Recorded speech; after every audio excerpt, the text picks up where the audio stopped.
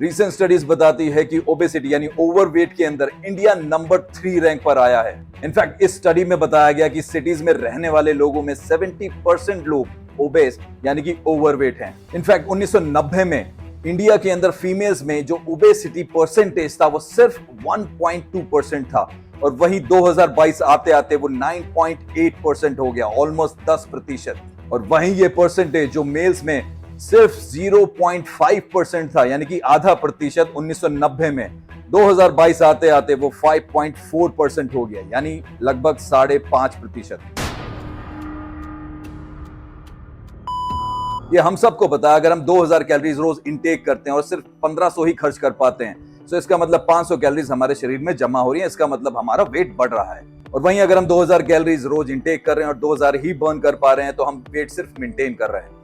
और अगर हम 2000 कैलोरीज इनटेक करते हैं और बर्न कर रहे हैं 2500 तो इसका मतलब हम फैट और वेट रिड्यूस कर रहे हैं। आज का वीडियो बहुत ही खास होने वाला है क्योंकि आज with the help of science and research हम वो सारी चीजें कवर करेंगे जो बहुत ही कम डिस्कस हुई है बट वो बहुत ही ज्यादा खास है जब हम बात करते हैं fat loss and weight loss की। तो आज हम इन सब चीजों को समझेंगे 3 पार्ट में। सबसे पहले हम समझेंगे वो चीजें जो हमें फैट लॉस में सबसे ज्यादा तंग करती है, वो है क्रेविंग्स। अब वो चाहे क्रेविंग्स हो मीठे की या फिर हमें ज्यादा खाने की क्रेविंग्स, तो इन क्रेविंग्स को हम कैसे खत्म कर सकते हैं आसानी से।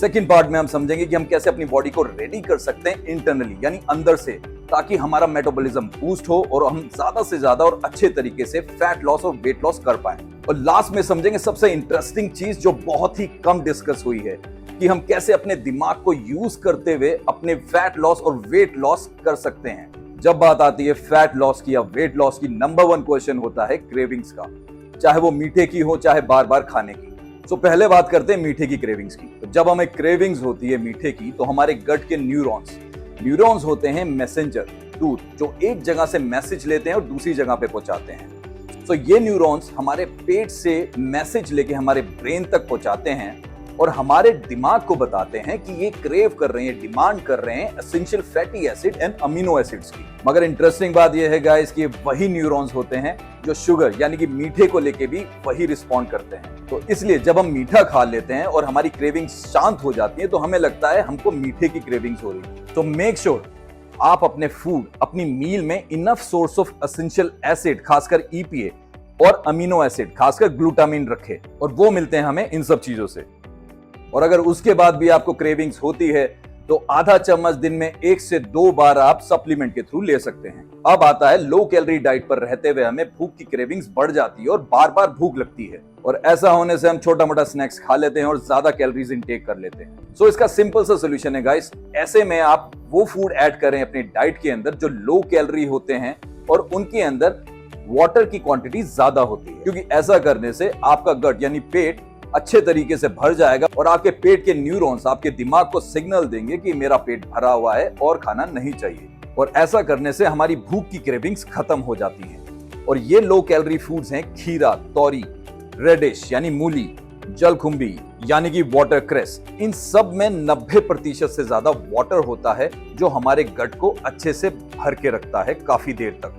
सो इन सब फूड को आप अपनी डाइट के अंदर ऐड कर सकते हैं। इनफैक्ट फ्रूट्स में वाटरमेलन यानी कि तरबूज सबसे बेस्ट ऑप्शन है हमारी लो कैलोरी डाइट के लिए, क्योंकि फ्रूट्स में नॉर्मली ठीक ठाक कैलोरीज होती है बिकॉज ऑफ नेचुरल स्वीट। और इस मामले में तरबूज is one of the best option क्योंकि इसके 100 ग्राम से हमें मिलती है सिर्फ 30 कैलोरीज। इनफैक्ट एक स्टडी में बताया गया कि ओवरवेट लोग जो 2 कप तरबूज खाते हैं वो पूरे दिन में कम कैलोरीज इनटेक करते हैं। उसका सिंपल सा रीजन है गाइस, क्योंकि तरबूज के अंदर अच्छी मात्रा में पानी होता है और हमारे गट को यानी हमारे पेट को वो काफी टाइम तक भर के रखता है, जिसकी वजह से हमें भूख नहीं लगती है।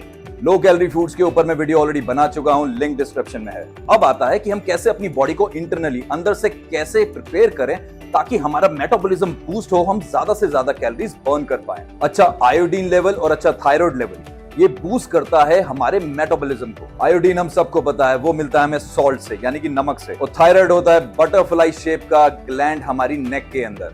गाइस ये ग्लैंड नाम ही थोड़ा अजीब है बट ये काम बहुत सही करता है और अच्छे करता है हमारी बॉडी के लिए। ग्लैंड हमारी बॉडी के अंदर का एक छोटा सा पार्ट या ऑर्गन होता है जो हमारी बॉडी के लिए जरूरी केमिकल एंड हॉर्मोन्स खुद बनाता है। सो आयोडीन हेल्प करता है थायराइड ग्लैंड को, जिसकी वजह से वो हार्मोन्स बनाता है जो बहुत ही ज्यादा जरूरी होते हैं हमारी बोन्स एंड नर्व्स की ग्रोथ के लिए।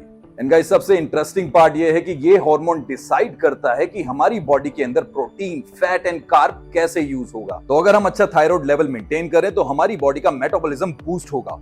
और यहाँ पिक्चर में आता है सिलेनियम, क्योंकि सिलेनियम ऐसा कंपोनेंट है जो आयोडीन को अलाउ करता है कि वो अपने सारे फंक्शन अच्छे से कर पाए। सो बेसिकली अपना मेटाबॉलिज्म इंप्रूव करने के लिए, अपना थायराइड लेवल मेंटेन करने के लिए आपको सही मात्रा में आयोडीन एंड सिलेनियम का सेवन करना बहुत जरूरी है, और ये मिलता है हमें इन सब चीजों से। अब समझेंगे हम सबसे इंटरेस्टिंग चीज, क्योंकि ये बहुत ही कम बार डिस्कस हुई है, कि कैसे अपने दिमाग का यूज करते हुए हम फैट लॉस और वेट लॉस को फास्ट कर सकते हैं। ह्यूमन बॉडी के अंदर सबसे इंटरेस्टिंग और सबसे अच्छा ऑर्गन होता है हमारा दिमाग। ये हमारी पूरी बॉडी को कंट्रोल करता है। इनफैक्ट रिसर्च एंड स्टडीज भी यही बताती है, जितना ज्यादा विश्वास हम किसी चीज पर करते हैं तो हमारी पूरी बॉडी उस चीज को फॉलो करना शुरू कर देती है। एक एक्सपेरिमेंट में कुछ लोगों को एक फिजिकल एक्टिविटी उनको काम बोल के दी गई कि ये आपका काम है, इसके लिए आपको सैलरी मिलेगी, और कुछ लोगों को सेम फिजिकल एक्टिविटी दी गई ये बोल के कि ऐसा करने से आपका फैट कम होगा, आपका फैट रिड्यूस होगा। और दोनों ग्रुप को ऑब्जर्व किया गया, और जहां लोगों को यह बोला गया था कि आपका फैट रिड्यूस होगा इस एक्टिविटी से, उन लोगों का फैट कंपैरेटिवली दूसरे ग्रुप से बहुत ही ज्यादा कम हुआ। तो बेसिकली इस चीज से बहुत ज्यादा फर्क पड़ता है कि हम उन एक्टिविटीज के बारे में क्या सोच रहे हैं जो हम फैट लॉस और वेट लॉस के लिए कर रहे हैं। तो जब भी कोई फिजिकल एक्टिविटी करें या लो कैलोरी डाइट फॉलो करें, बस पूरे समय पॉजिटिव रहें इस चीज को लेके कि ये सारी चीजें आपको अच्छे रिजल्ट्स देंगी। So good luck guys and take care.